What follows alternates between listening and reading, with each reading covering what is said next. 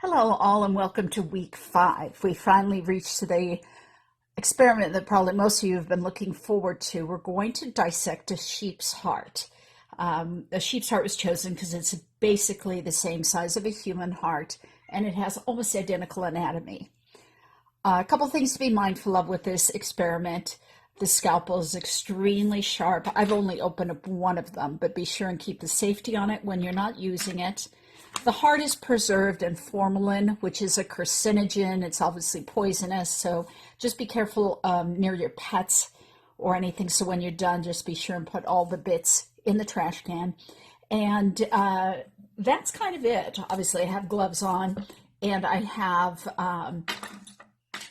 my safety goggles on, just in case. So we're going to get started, and we're going to put our piece of foam down on our table, my camera position, and we're going to go ahead and open up the bag with the heart in it. And again, animals are going to be really curious about this, so you probably want to have a little trash bag handy because you're going to have little bits that you're going to cut off initially.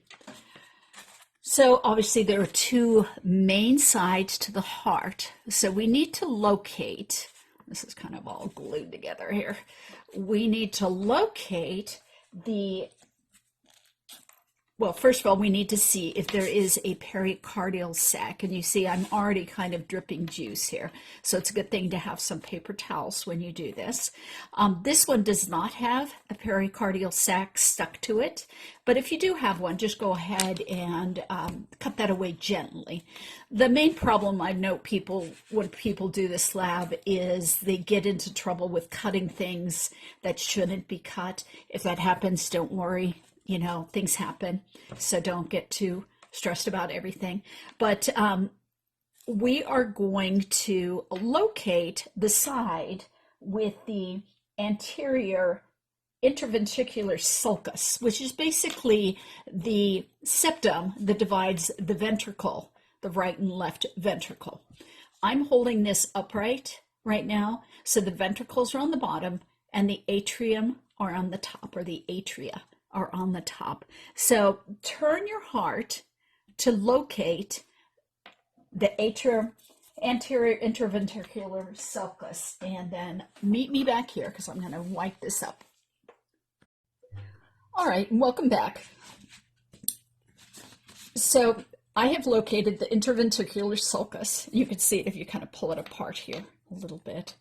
You can see that line there so that it orients me correctly. So this is actually the left auricle, and this is the right one. They look like these auricles are little muscular flaps here. They look like little ears on top of the heart. That'll tell you where the atria are. You'll also notice there's quite a bit of fat. All of this white stuff up here is actually fat. You can trim most of that away to get down to the muscle. As with humans, animals also get fat around their hearts. I get a little carried away there. But if you trim some of this away, you should be able to get at some of these vessels a little bit easier. So spend some time removing some of that so you can see what you're dealing with up here at the top of the heart. And as you can see, that's the left auricle, and that's the right auricle. The two bottom chambers are your ventricles. The two top are the atria. The lung pumps blood, or blood comes from the lung into the left atrium, goes down into the left ventricle via the mitral valve. It comes from the lung through via the pulmonary vein. So if you remember, veins always take blood to the heart. That's the way to remember what's what, because remember, in the pulmonary circuit, the arteries and veins are switched. Arteries carry deoxygenated blood, veins carry oxygenated blood.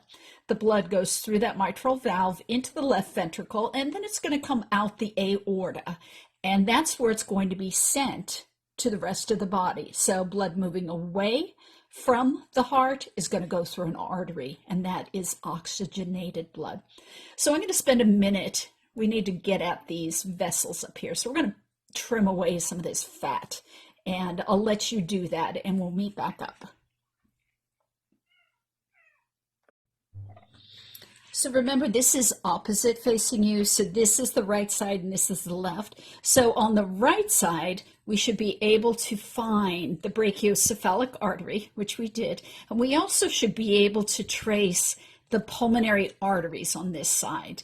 Remember, we were looking at the pulmonary vein on the right side. Pulmonary vein, in this case, actually carries oxygenated blood from the lungs into the left atria, left ventricle, out to the aorta. Okay, so now we're going to look at the right side of the heart. I am having a hard time because the vessels here are cut pretty small, but you should be able to see this brachiocephalic artery coming right here, right next to the aorta.